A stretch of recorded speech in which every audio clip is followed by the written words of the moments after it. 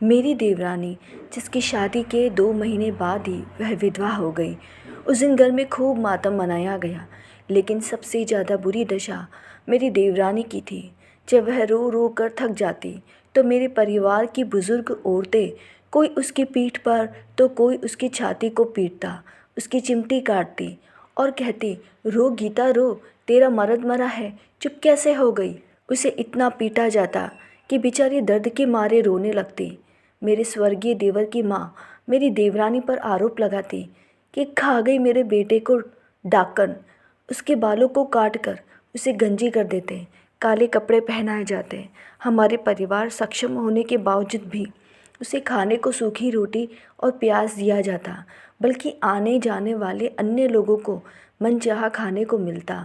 पर घर के सारे लोग पकवान खाते, एक अंधेरे बंद कमरे में रखते। यह सब लगभग 2 महीने चलता रहा। मेरी देवरानी के माता पिता भी आए, पर वे इन परंपराओं की खातिर कुछ ना बोल सके। अपनी बेटी को ऐसे ही प्रताड़ना झेलते हुए देखते रहे। हम एक ऐसे परिवार से थी जहाँ शिक्षा का कोई महत्व नहीं दिया जाता। मेरी ससुराल में मेरी विधवा सास और उनके 4 बेटे थे। सबसे छोटे बेटे का ही देहांत हो गया। हमारे यहाँ घूंघट प्रथा थी, यहाँ तक कि हमें बोलने का अधिकार भी नहीं दिया जाता था। एक दिन मेरी बड़ी जेठानी आई, देवरानी से कहने लगी, अब तो बता, हम तीनों जेठानियों में से किसके पति से बच्चा पैदा करेगी। तेरे भविष्य के लिए अच्छा है, तुझे जीने का सहारा मिल जाएगा। तभी मेरी सास के कदमों की आहट से हम चारों चुप हो गए और घूंघट कर लिया। मेरी देवरानी, जिसका नाम गीता था, जो अभी बहुत छोटी भी थी, सिर्फ 18 साल की, हालांकि हम चारों के पति हमसे 10-12 साल बड़े ही थे। मेरी सबसे बड़े जेठ भी 45 साल के थे। खुद उनका बड़ा बेटा भी 17 साल का था। एक तरह से देखा जाए तो उनके बेटे के बराबर। हमारी सास ने गीता से कहा, आज से तू बड़के के कमरे में सोएगी। सबसे बड़ी जेठानी को आदेश देते हुए कहा, सारी व्यवस्था देख लेना, गीता को समझा बुझा देना, ज़्यादा आनाकानी ना करे। ऐसी बातों से तो गीता की धड़कनें ही तेज हो गई। सासू जी के जाने के बाद वह हम तीनों के सामने रो कर गिड़गिड़ाने लगी। कहने लगी, मेरे जेठ मेरे पिता के समान हैं। जीजी, मेरे साथ ऐसा जुल्म ना करो, मुझे मेरे पीहर भेज दो। जेठानी बोली, अरे बावरी, हमारा जीना मरना हमारे ससुराल में ही है, हम जैसों के पीहर कहाँ होते हैं। देखा था ना तुम्हारे पीहर वालों को, तुम्हें कितनी प्रताड़ना दे रहे थे, पर तुम्हारे पीहर वालों के मुँह से एक शब्द ना निकला और तुम उनसे उम्मीद कर रही हो। मेरी बड़ी जेठानी के पैरों में गिर गई, उनके पैर पकड़कर कहने लगी, जीजी कुछ तो उपाय बताओ। तो जेठानी बोली, एक ही उपाय है, जल्दी से एक बेटा पैदा कर लेना, बेटे मत पैदा करना, नहीं तो यह 3 मर्द है, तीनों की रखेल बनकर रह जाएगी। जब चाहे तीनों मर्द तेरे साथ। उनकी बातें सुन तो मेरा कलेजा भी बाहर आ गया।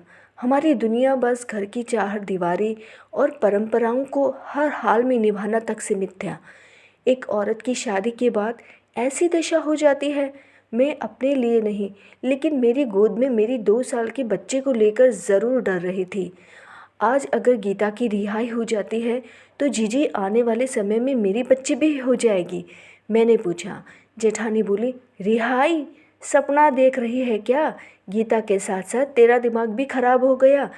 गीता, यह घर के अंदर की बात है, अंदर ही रहेगी, बाहर जाएगी तो तेरा इससे भी बुरा हाल होगा। फिर तो न जाने कितने मर्द तेरे साथ। रात को तैयार हो जाना। ऐसा कहकर दोनों बड़ी जेठानियाँ वहाँ से चली गई। शाम होते देर न लगी। गीता अपने काले लिबास में मेरे पास आई, पसीने से लथपथ, अब मुझसे मदद की गुहार लगा रही थी। जीजी, आपकी भी तो बेटी है, कभी भगवान न करे इसके साथ भी। जीजी, ये समझो मैं आपकी बेटी जैसी ही तो हूँ, मेरी मदद करो, मुझे इस कुरीति से निकालो। मेरी आंखों में बेबसी के आंसू थे। मदद तो करना चाहती थी कि इसे यहाँ से कहीं भगा दूँ या कहीं छुपा दूँ। मैंने उसका हाथ पकड़ा और अपने कमरे में ले गई। वहाँ एक बड़ी ताक पर उसे चढ़ाने में मदद की और छुपा दिया। मैं चुपचाप बाहर आ गई। घर के सभी लोग उसे ढूंढ रहे थे, मैं अनजानी ही बनी रही।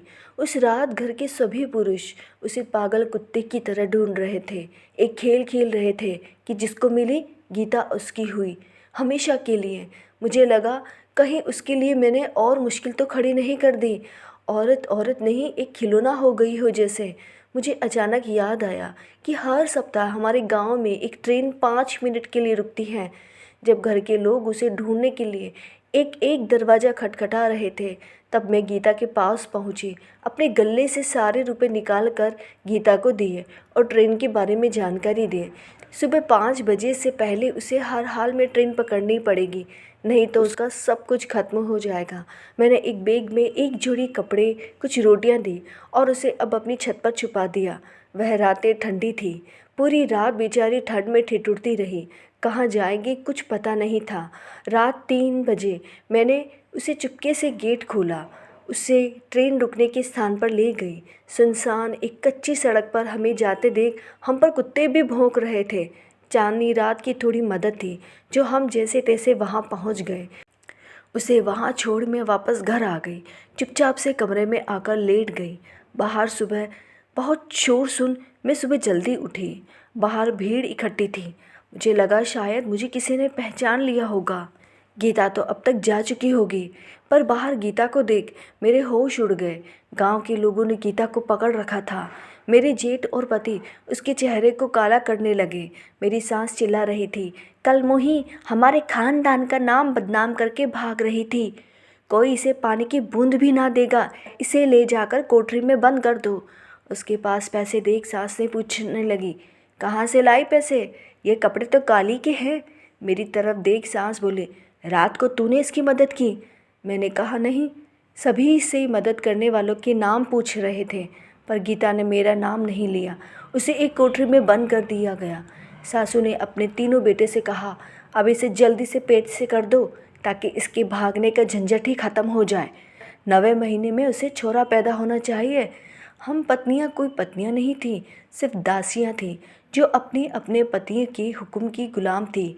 एक लाचार औरत जिस पर हमारे पति आपस में चर्चा कर रहे थे कि उसके पास पहले कौन जाना चाहता है, और तीनों ही पहले में कर रहे थे। तभी मेरी सास ने मुझे देखकर कहा, तू यहाँ क्या सुन रही है? मेरे गालों को पकड़ कर कहने लगी, तूने तो मेरी गीता का पता बताया है। तू ना होती तो इसे पकड़ कर कैसे लाते? तेरा पति तेरे पीछे पीछे, तेरे पति के पीछे हम सब, और उसे खींच लाए वहाँ से। मैंने सासू जी के पैर पकड़कर कहा, जाने दो उसे, इतना अत्याचार मत करो। मेरी भी बेटी है, कल को इसके साथ भी कुछ ऐसा हुआ तो? सासू जी ने कहा, ठीक है, कल ट्रेन ना आई थी, आज आएगी। ये ले कोठरी की चाबी। इसे ट्रेन में बिठाने में कामयाब हो गई तो ये आज़ाद। चलो रे छोरो, आज हम सब खेल खेलेंगे। मेरे हाथ में वही थैला और वही रुपए दिए जो मैंने गीता को दिए थे। सास बोली, जा फिर से दे दे उसे। सभी लोग हम पर जोर जोर से हंस रहे थे। सच कहूँ तो मैं इस कुरीति से जीतना चाहती थी। गीता के बहाने मैं अपनी बेटी को भी आज़ाद करना चाहती थी।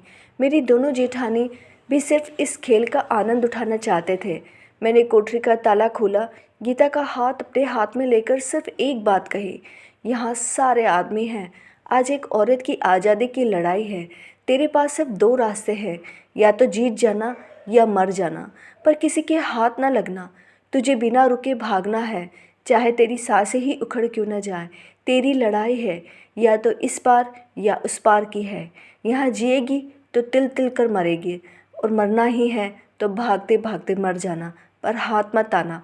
शाम 4:50 बजे ट्रेन आएगी। चलकर गए थे तो पता है ना, मैं 40 मिनट लगे थे लगातार भागना, बस 15 मिनट।